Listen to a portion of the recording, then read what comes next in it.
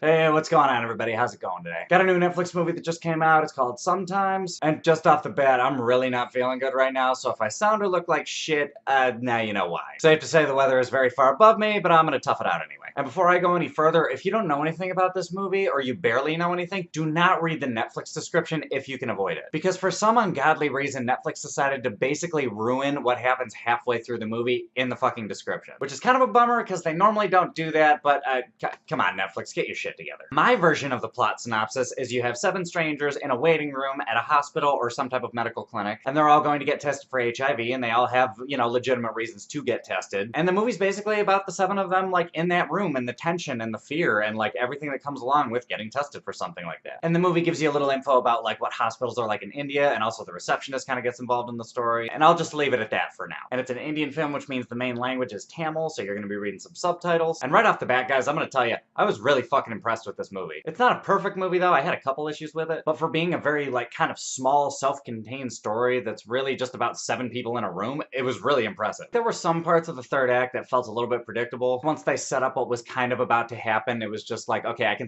kind of see where this is going right now. Like, it still built tension, but it didn't build up quite as much tension as maybe it possibly could have. And also, the music was really out of place and really weird for about like 70% of the time. This movie really could have just done without any music whatsoever, and I think it would have been fine. Because everybody's having their discussions and everybody's having their fears, and it's just like really, really, really scary and intense. But then out of nowhere, drama, intrigue. You're in a movie and you can tell by the amount of music and how loud it is right now. So realistically, the music in the movie like fucked up the tone of the movie multiple times, and I was just kind of like, what the fuck is that for? But other than that, this is a really, really, really interesting movie. And this isn't a spoiler, but like as soon as the end credits roll, they kind of give you this little PSA about this movie was basically solely made to like increase awareness about HIV. So this movie is basically like having your cake and eating it too. Because not only is this a good-ass movie, but it's also looking out for the rest of humanity. And I admire that. And I thought the acting performances were really good, and it was a very diverse group of characters with a diverse group of backgrounds. And the movie did a really good job illustrating like the survival selfish instinct of humanity. And also, I've never really seen a movie like this. There's examples of movies that tackle HIV in a certain way, but there hasn't been a movie, to my knowledge, of people waiting to see what their test results are for the entire movie. And I've had the test before, and I really didn't have anything that big to worry about, but still, there's that part of your brain that's just like, what happens if it comes out positive? And this movie really explores that kind of like paranoid, like what if scenario, and how it just kind of like festers in your brain sometimes if you're just kind of like sitting there waiting, like you're just, and that's all you're thinking about. And lastly, I love the way the movie ended, especially like the very, very, very last shot of the movie. I'm not sure if my interpretation of the very last shot is exactly what the director was